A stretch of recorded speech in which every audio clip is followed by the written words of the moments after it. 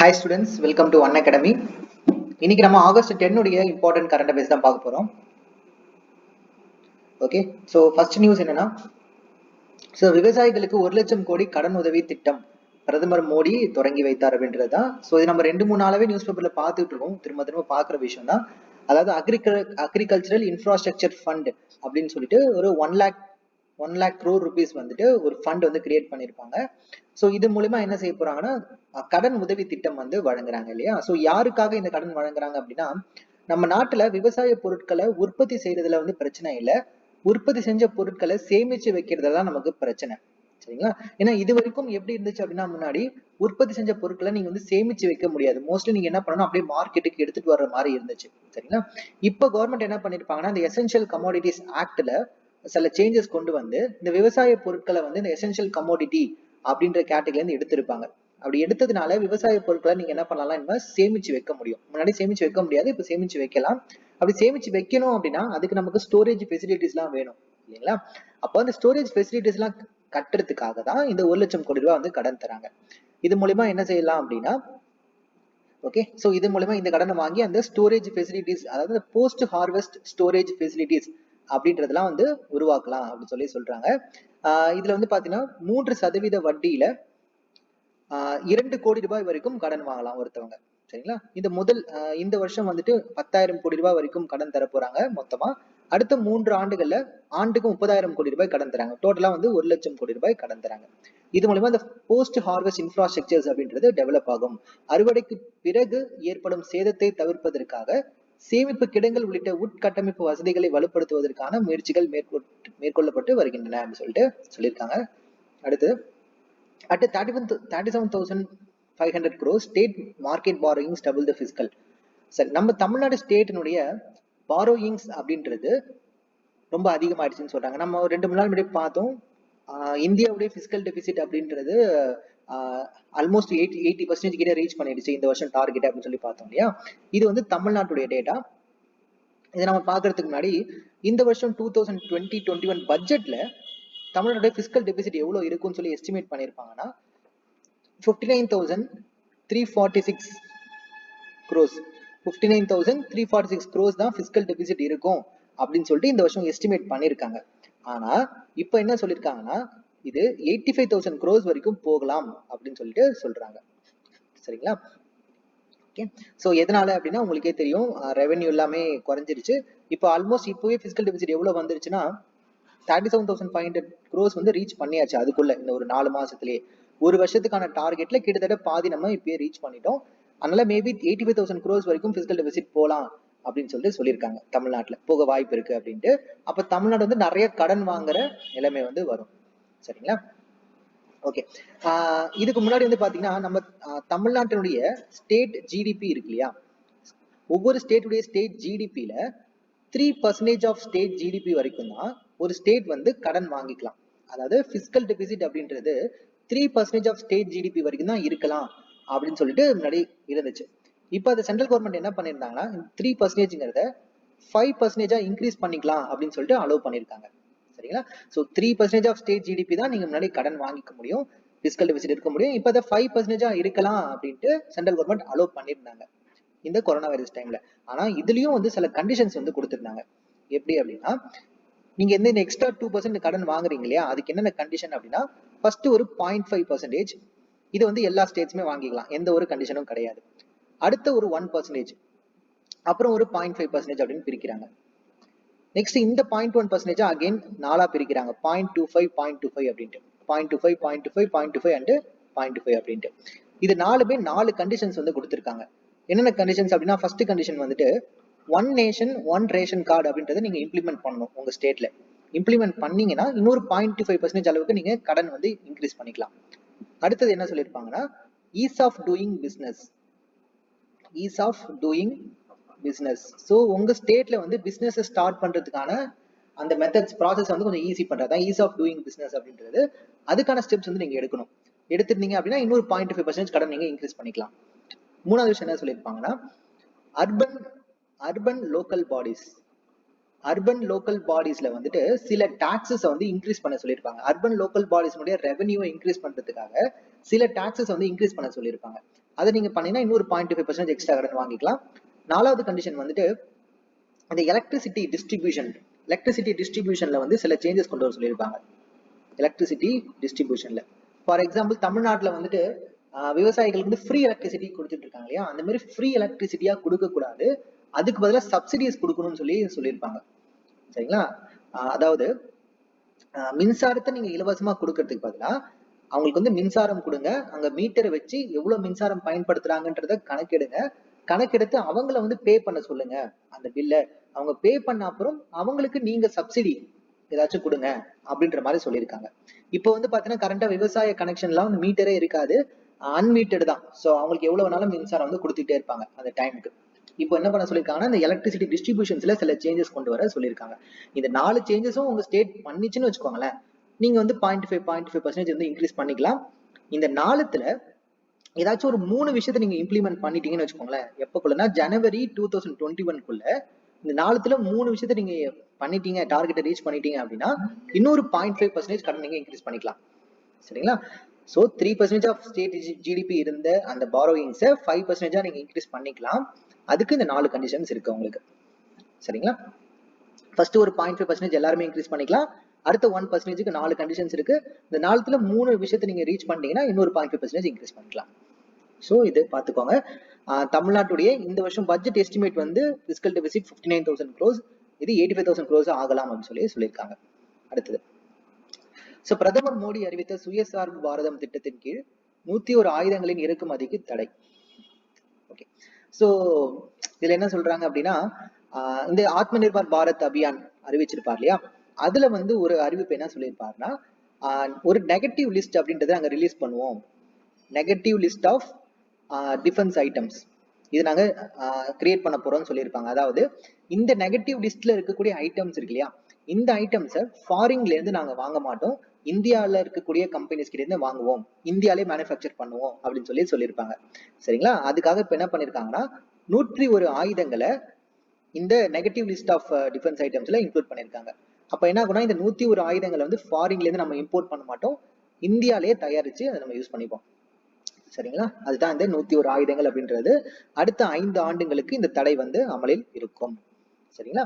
என்ன காரணம் அப்படின்னா சவுதி அரேபியாவிற்கு பிறகு இந்தியா தான் அதிக அளவுல பாதுகாப்பு ஆயுதங்களை இறக்குமதி செய்தான். உலகத்திலே சவுதி அரேபியா தான் அதிகமா டிஃபென்ஸ் ஐட்டம்ஸ் வந்து இம்போர்ட் பண்றாங்க, அதுக்கு அடுத்த பிளேஸ்ல இந்தியா இருக்கு. சரிங்களா? மேலும் சர்வதேச ஆயுத இறக்குமதியில் 9.2% இந்தியா தான் பங்கு சர்வதேச ஆயுத இறக்குமதியில கிட்டத்தட்ட வேர்ல்டுல ஆயுத இறக்குமதியில 10% கிட்ட நம்ம தான் இறக்குமதி பண்ணிட்டு இருக்கோம். சரிங்களா? சோ இதெல்லாம் பண்ணக்கூடாதுன்றதுக்காக தான் நம்ம ஆத்ம நிர்பார் பாரத் சுயசார்பு பாரதம் அடையணுங்கிறதுக்காக இதை வந்து சொல்லியிருக்காங்க. ஒரு நல்ல விஷயம் தான் அது பார்த்தோம். அடுத்தது, Karur student makes it to Tokyo university. So இது அவ்வளோ இம்பார்ட்டன்ட் இல்லை. என்ன சிக்னிஃபிகண்ட் அப்படின்னா இந்த ஸ்டூடெண்ட் ஸ்வேதா சுந்தரராஜன் அப்படின்ற இந்த ஸ்டூடெண்ட் வந்துட்டு she become the first student from the CBSE school to go to the Tokyo university. சரியா? ஜப்பான்ல இருக்கக்கூடிய டோக்கியோ யூனிவர்சிட்டியில போய் படிக்கக்கூடிய ஃபர்ஸ்ட் சிபிஎஸ்இ ஸ்டூடெண்ட் இவங்க தான், ஸ்வேதா சுந்தரராஜன் அப்படின்றவங்க, இந்தியாவில இருந்து. ஸோ மோஸ்ட்லி வந்து ஐபி ஸ்கூல்ஸ், அதாவது இந்த இன்டர்நேஷனல் ஸ்கூல்ஸ்லாம் இருக்கும் இல்லையா, அங்க படிக்கிற ஸ்டூடெண்ட்ஸ் தான் மோஸ்ட்லி இந்த டோக்கியோ யூனிவர்சிட்டிலாம் போய் படிப்பாங்களாம். ஏன்னா அங்க போய் படிக்கிறது வந்து அங்க அட்மிஷன் வாங்குறது ரொம்ப கஷ்டமான ஒரு விஷயம் அப்படின்றாங்க. But she got admission. Okay, அடுத்தது என்விஸ்டாட்ஸ் இந்தியா 2020 ரிப்போர்ட். சரி, ஸோ நேஷனல் ஸ்டாட்டிஸ்டிக்ஸ் ஆஃபீஸ் இவங்க வந்துட்டு என்விஸ்டாட்ஸ் இந்தியா 2020 அப்படின்ட்டு ஒரு ரிப்போர்ட் வந்து வெளியிட்டிருக்காங்க. என்விரான்மெண்டல் ஸ்டாட்டிஸ்டிக்ஸ் அப்படின்றதா இந்த ரிப்போர்ட். சரியா? இது யார் ரிலீஸ் பண்ணிருக்காங்க? National statistical office. சரியா? இதுல என்ன சொல்லியிருக்காங்க, சிக்னிஃபிகண்டா என்ன சொல்லியிருக்காங்க அப்படின்னா ஹீட் வேவ்ஸ், அந்த வெப்ப அலைகள் அப்படின்றது இந்த வருஷத்துல ரொம்ப அதிகமா இருக்குன்னு சொல்லியிருக்காங்க. Number of heat wave days increased by 82.6%. அதாவது இந்த 2019 365 நாள்ல 157 நாட்கள்ல இந்த ஹீட் வேவ்ஸ் அப்படின்றது இருந்திருக்கு. சரியா? Number of heat wave days increased by 82.6% from last year. அதே மாதிரி எந்த ஸ்டேட்ல அதிகமான ஹீட் வேவ் டேஸ் அப்படின்றது இருந்திருக்குன்னா ராஜஸ்தான்ல இருக்கு. சரியா? அடுத்தது, இந்த ஹீட் வேவ்ஸ்னால இறந்தவங்களுடைய எண்ணிக்கையும் இந்த வருஷம் வந்து அதிகமா இருக்கு அப்படின்றாங்க. போன வருஷம் 26 இருந்தது, இந்த வருஷம் 373 இருக்கு. அடுத்தது ரெஸ்பிரேட்டரி இன்ஃபெக்ஷன். சரி, இந்த பொல்யூஷன்னால ரெஸ்பிரேட்டரி ப்ராப்ளம்ஸ்னால இறந்தவங்களுடைய எண்ணிக்கை வந்துட்டு அதிகமாயிடுச்சு அப்படின்னு சொல்லி சொல்றாங்க. கடந்த 6 வருஷத்துல இல்லாத அளவுக்கு அதிகமாயிருக்கு. வெஸ்ட் பெங்கால்ல தான் அதிகம் பேரு ரெஸ்பிரேட்டரி இன்ஃபெக்ஷனால அஃபெக்ட் ஆயிருக்காங்க. அடுத்தது பர்டிகுலர் மேட்டர். பர்டிகுலர் மேட்டர் அப்படின்றது இந்த வெஹிக்கல் எமிஷன்ஸ்ல இருந்து வரக்கூடிய அந்த கேசஸ் இருக்கு இல்லையா, அந்த கேசஸ்ல வந்து சில சாலிட் பார்ட்டிகல்ஸ் வந்து இருக்கும். அதான் பர்டிகுலர் மேட்டர் அப்படின்றது. அந்த பர்டிகுலர் மேட்டர் எங்க அதிகமா இருக்குன்னா டெல்லியில தான் அதிகமா இருக்கு. ஸோ டெல்லி தான் பொல்யூஷன் அதிகமா இருக்கு, அங்க அது அதிகமா இருக்கு. அதுக்கப்புறம் ட்ரிங்கிங் வாட்டர் பொறுத்த வரைக்கும் என்ன சொல்லியிருக்காங்கன்னா, ஓகே, ரூரல் இந்தியால சரியா, ஸோ கிராமப்புறங்கள்ல வந்துட்டு tube well and hand pump தான் வந்துட்டு primary source of drinking water அப்படின்றாங்க. இதுவே அர்பன் ஏரியாஸ்ல பைப்டு வாட்டர், பப்ளிக் டேப் இதெல்லாம் வந்து main source of drinking water அப்படின்றாங்க.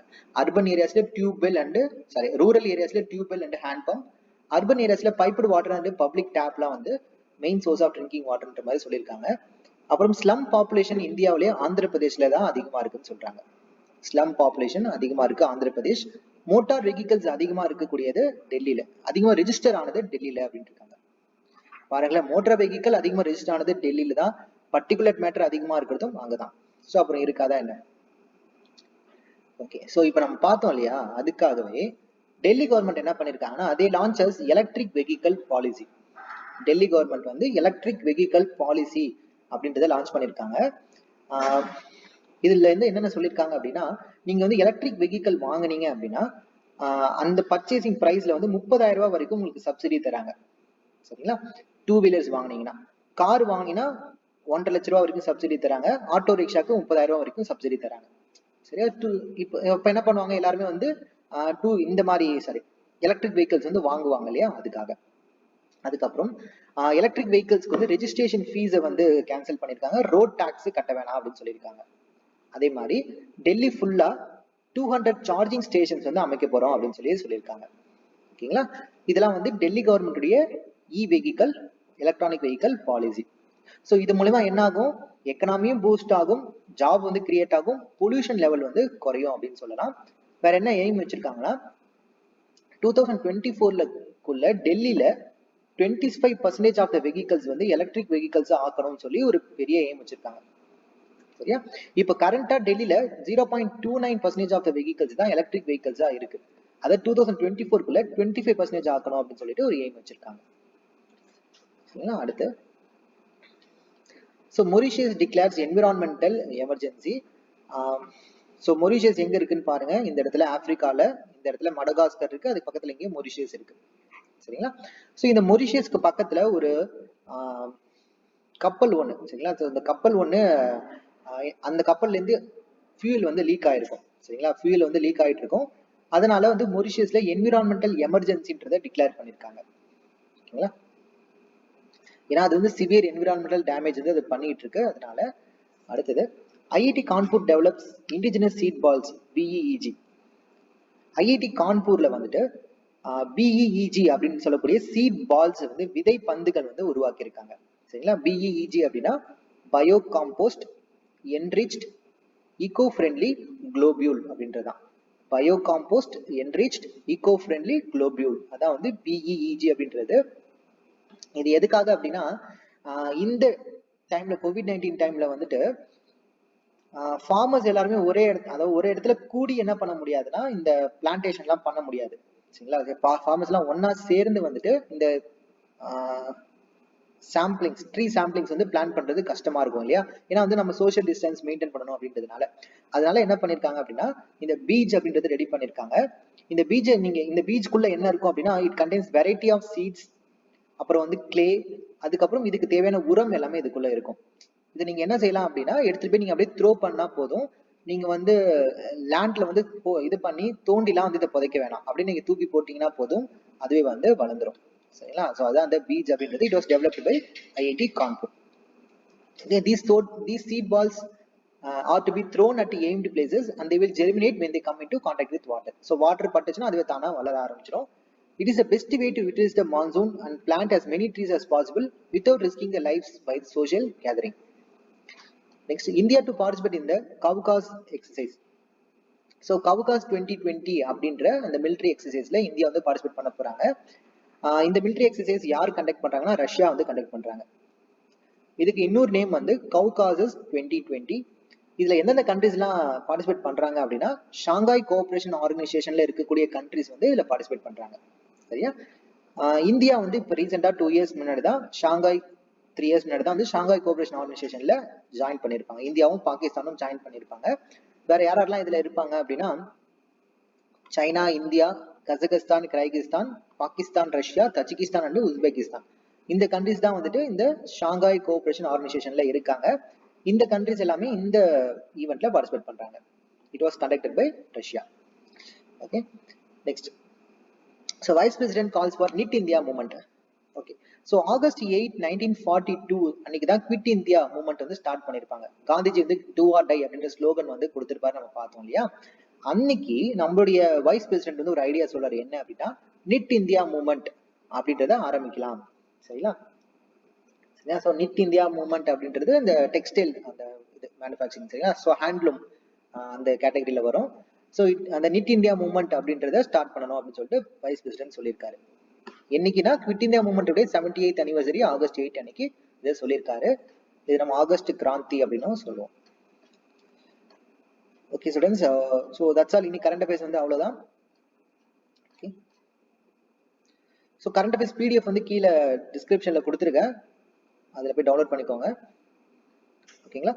ஸோ அன்அகாடமி பிளஸ்ல வந்துட்டு என்னை போய் ஃபாலோ பண்ணிக்கோங்க. என்னோட நேம் வந்து கௌதம்.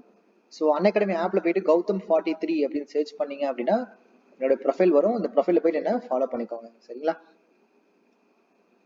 ஓகே, ஸோ அன்அகாடமி பிளஸ்ல வந்துட்டு ஜாயின் பண்ணணும் அப்படின்னா என்னோட ரெஃபரல் கோட் கௌதம் 43 அப்படின்ற ரெஃபரல் கோட் இருக்கு. இந்த ரெஃபரல் கோட் நீங்க யூஸ் பண்ணலாம். இல்லை அப்படின்னா ஜிவி கரண்ட் அப்படின்ற ஒரு ரெஃபரல் கோட் இருக்கு.